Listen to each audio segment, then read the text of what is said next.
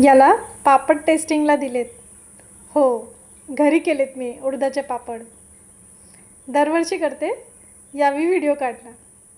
पहिला उडदाची डाळ चांगली धुवून घेतली. धुवून चांगली उन्हात वाळवून कडक एकदम केली.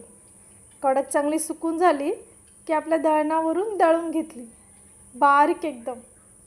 मग काय, रात्रीच्या वेळीस पापड मसाला घेतला, उकळत्या पाण्यामध्ये छानपैकी उकळून घेतला.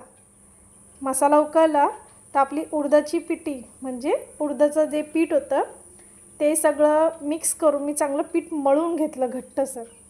घट्ट मळायचं, पाणी जास्त करायचं नाही आहे. आणि मग काय, रात्रभर त्याला भिजत ठेवायचं. मी रात्री 11 वाजता ठेवलेलं भिजत. सकाळपर्यंत छान भिजत होतं. फक्त पाण्याखाली भिजत ठेवायचं, गरमी खूप आहे ना म्हणून.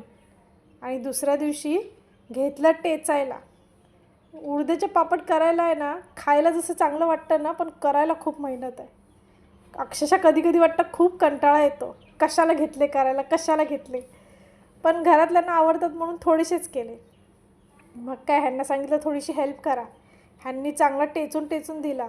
टेचून एकदम सॉफ्ट करून दिलं पीठ. आणि मग काय, गोळे मारायला घेतले ह्यांनी. हे गोळे मारतात आहे आणि मी पटपट लाटून ठेवते आहे. आणि ह्या पापडांचं म्हणजे कसं माहिती आहे, ह्यांना उन्हातच सुकवायचेच नाही. जर ऊन लागलं की झाडा कडक पापड म्हणजे तुटून जातात एकदम. मी घरीच वाळवले, घराच्याच एकदम गरमीने एकदम छानपैकी फॅनवरतीच सुकले. सुकून मग काय, टेस्टिंगसाठी म्हटलं साहेबांना आधी देते. फ्राय केले 2-3 आणि साहेबांना दिले खायला की सेम बाहेरच्यासारखे आहे की नाही. साहेबांना आमचे आवडले. साहेब खुश म्हणजे मस्त.